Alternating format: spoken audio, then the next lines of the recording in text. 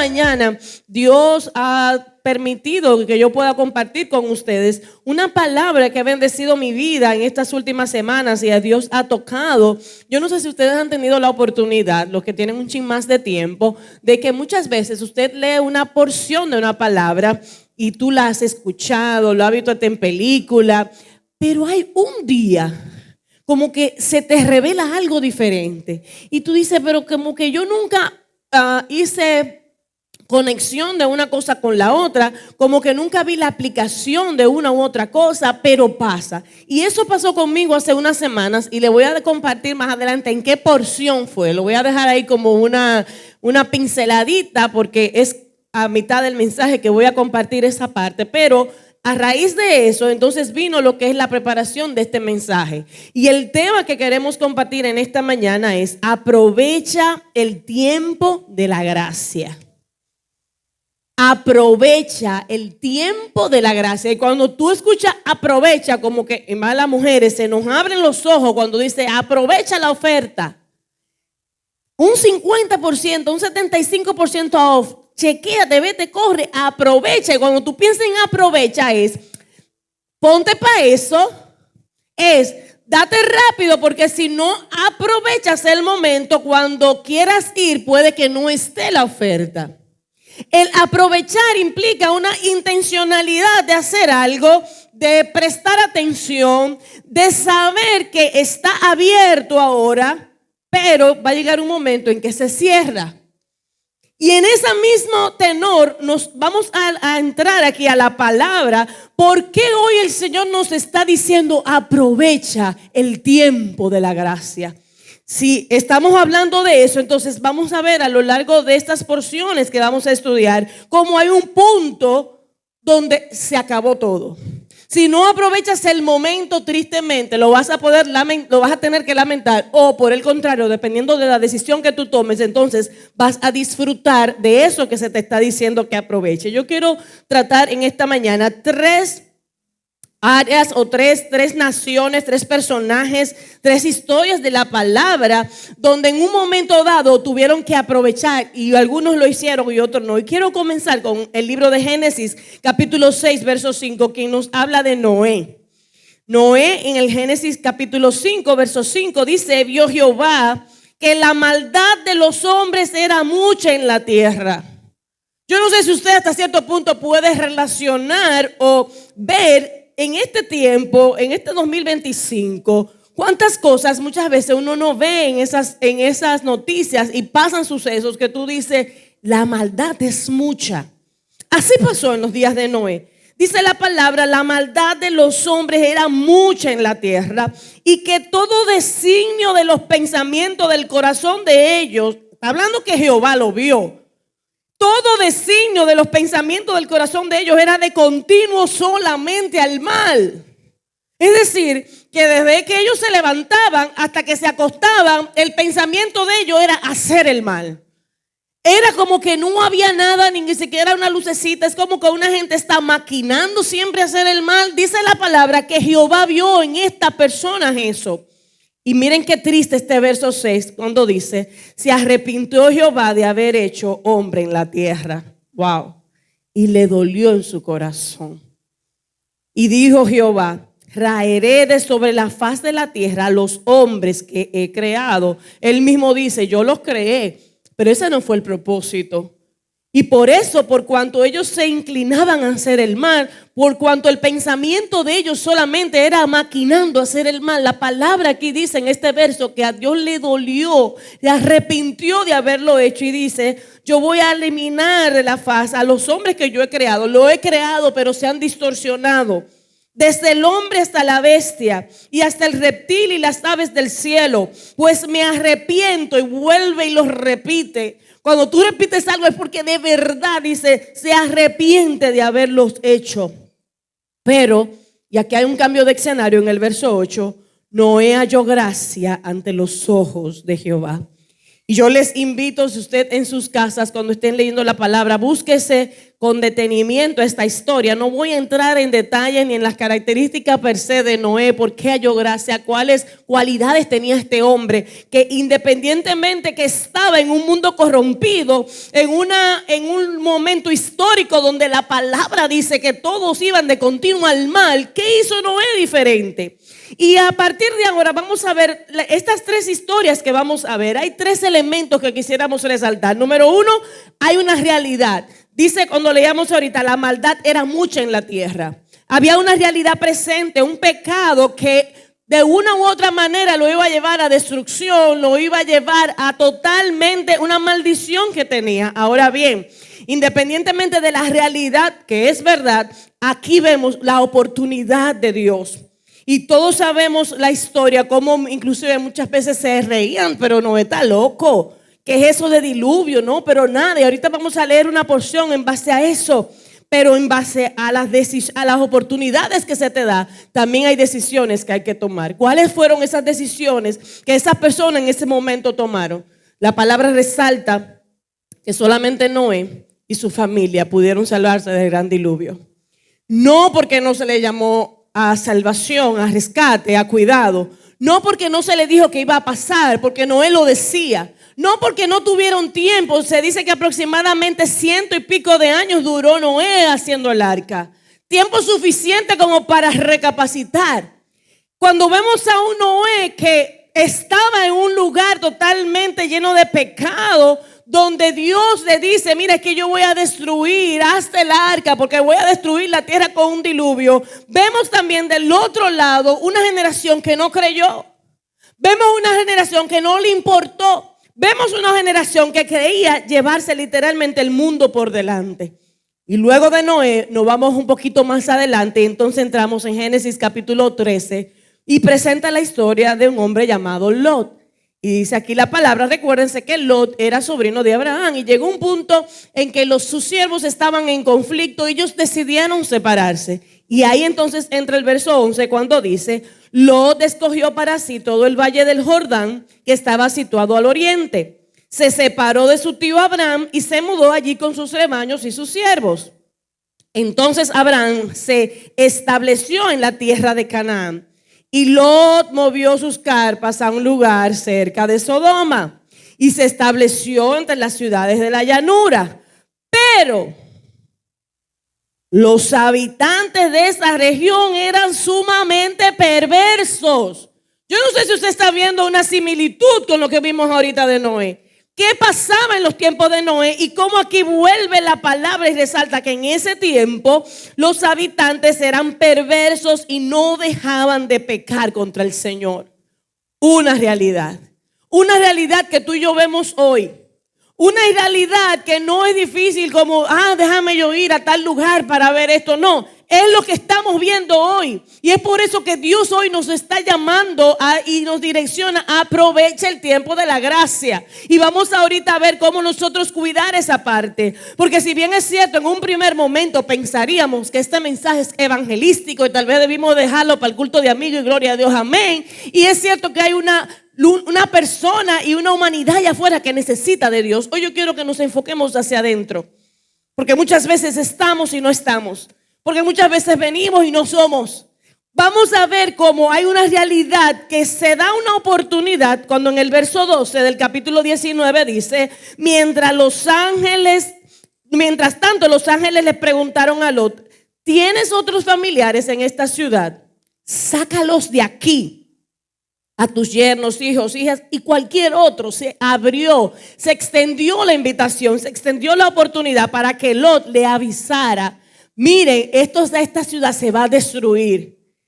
Dice el verso 13, estamos a punto, los ángeles diciéndole a Lot, estamos a punto de destruir este lugar por completo. El clamor contra esta ciudad es tan grande que ha llegado hasta el Señor y Él nos ha enviado para destruirla.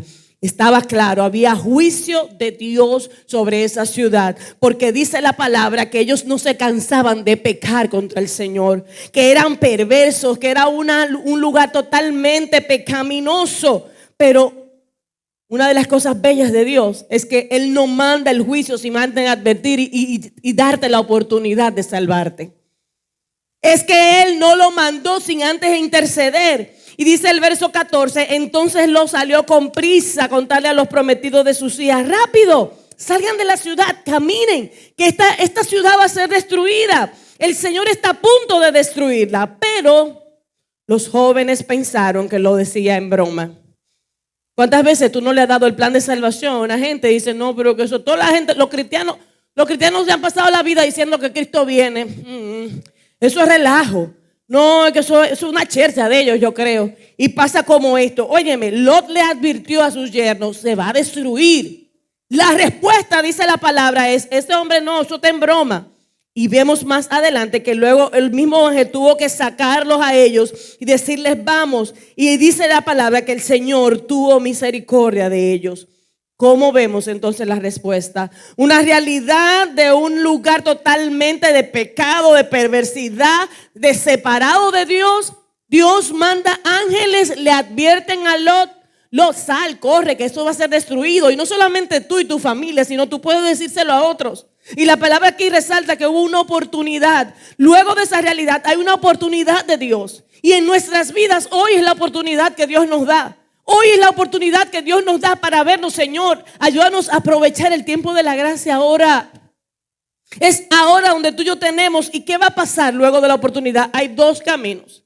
Aquellos que deciden obedecer, que deciden entender que sí, que es verdad lo que Dios está diciendo, que Él volverá y que Él volverá por una iglesia que viva santa y apartada para Él. O aquellos que deciden: eso es fábula de hombre, eso es cuento de ellos. Y dependiendo de la decisión que tú tomes hoy, entonces vamos a ver las consecuencias.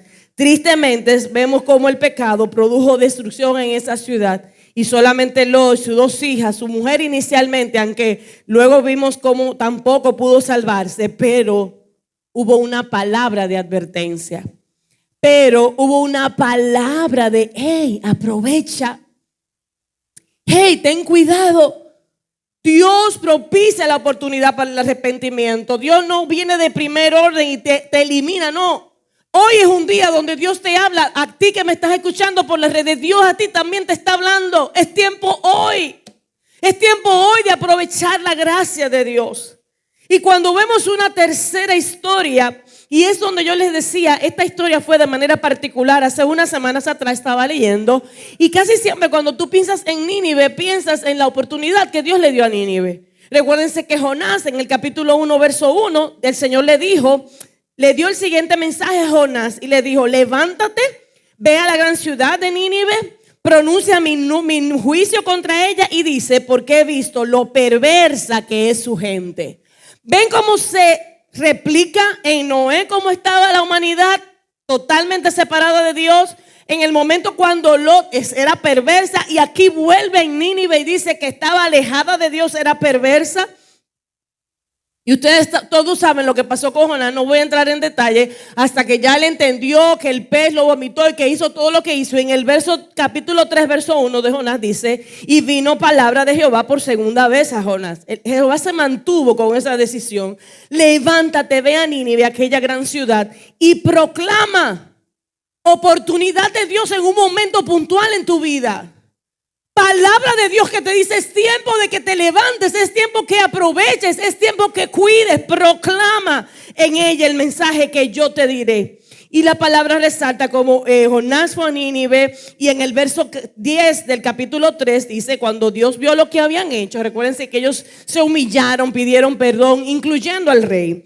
Y aquí dice que cuando Dios vio lo que había hecho, porque la idea no es solamente arrepentirme, sino tener una conversión en mi vida. Esta semana en el Instituto Bíblico estamos trabajando esa parte de arrepentimiento, y la palabra dice: arrepentíos y convertíos. Y el I es I, no es O. Es que si bien es cierto, yo vengo delante del Señor y me arrepiento, tiene que haber una conversión en tu vida. Tiene que haber un cambio de dirección. Tú no puedes seguir como antes andabas. Tú no puedes pensar como antes pensabas. Tú no puedes planificar tu agenda como antes lo hacía. Y dice la palabra que Dios vio lo que habían hecho y cómo habían abandonado, aleluya, sus malos caminos. Y entonces dijo, cuando Dios vio eso, ay, porque en su misericordia Dios nos ama. Dios nos recibe, Dios nos perdona.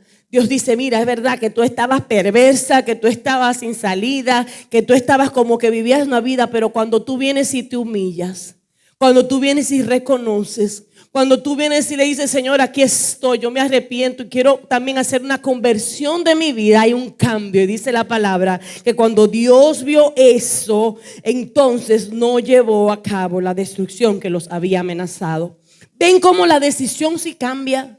¿Ven cómo la decisión que tú tomas en algún momento puede cambiar no solamente tu vida, sino la de tu descendencia, de todos los tuyos? Ven que cuando Dios da una palabra y dependiendo de cómo yo la reciba en mi vida, va a haber destrucción o va a haber vida.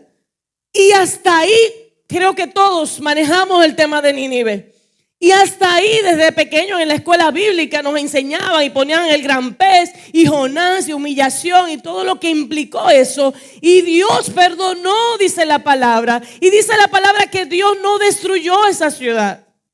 Pero ¿qué pasó con Nínive un par de años más adelante?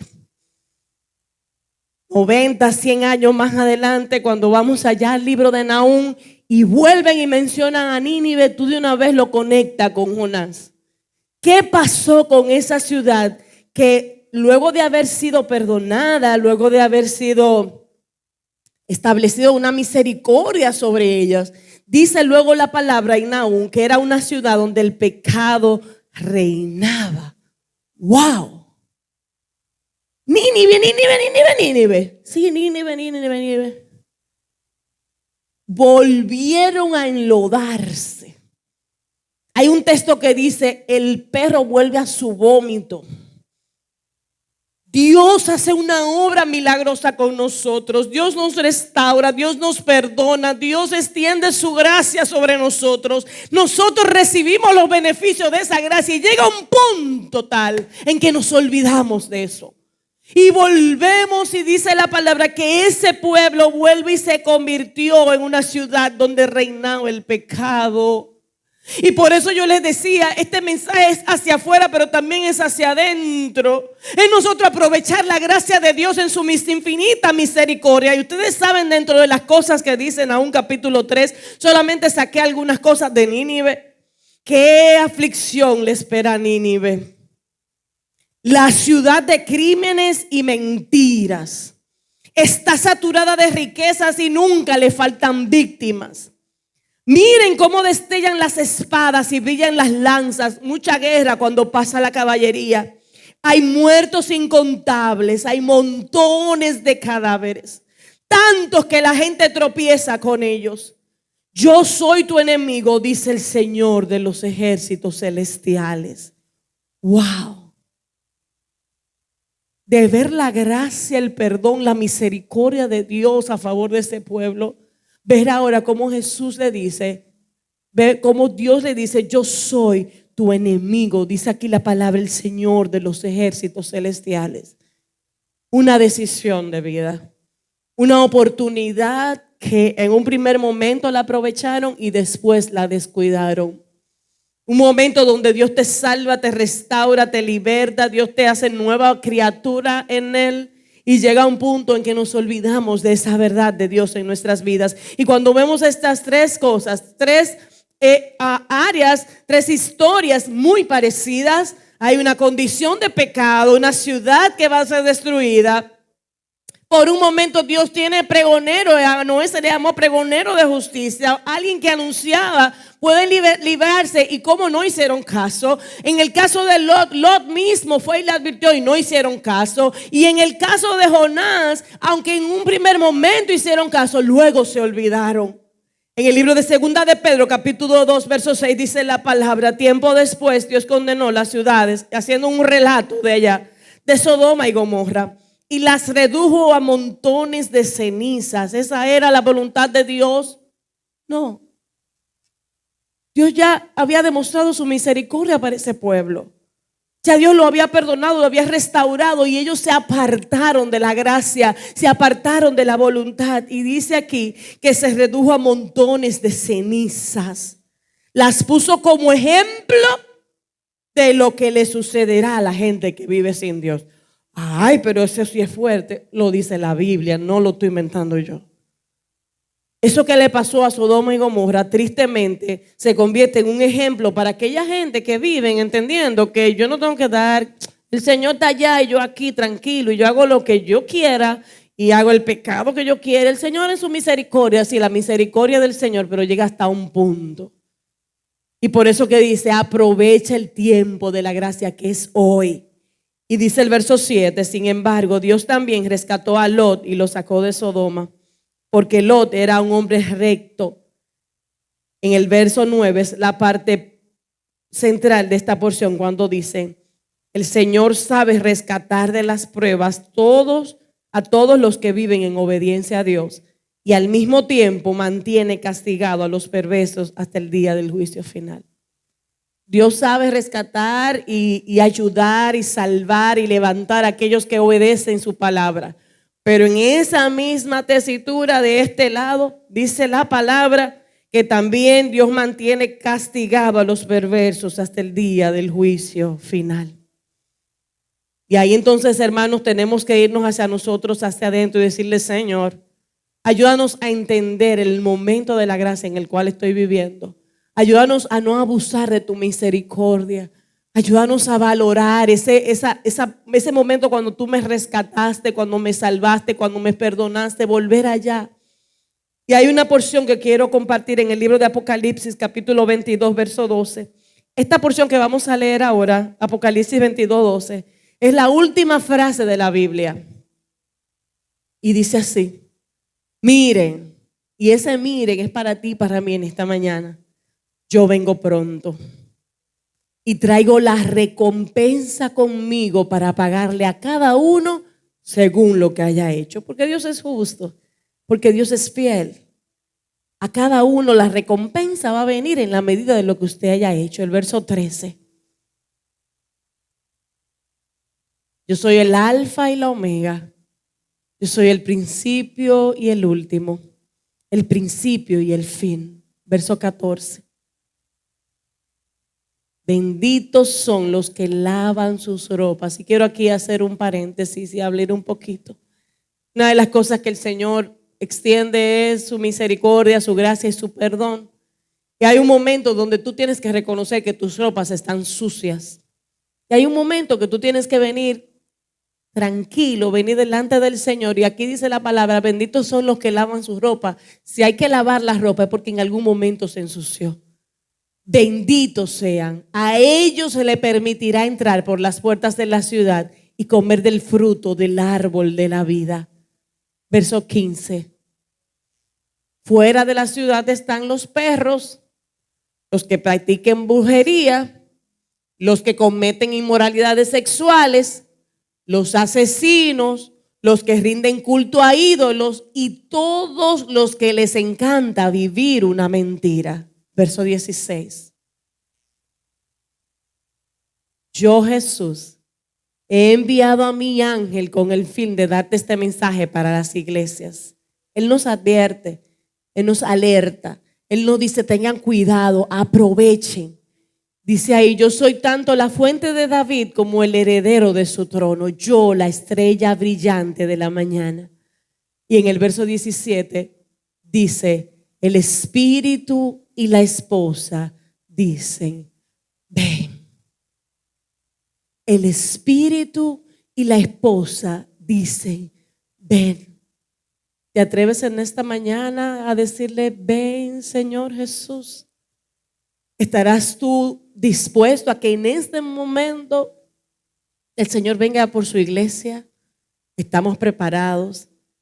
¿Hemos aprovechado este tiempo de la gracia que Dios nos ha dado? Y dice que todos los que oyen esto digan, ven. Y todos los que tengan sed, vengan. Y todo aquel que quiere, beba gratuitamente del agua de la vida. Esa agua de la vida está disponible ahora.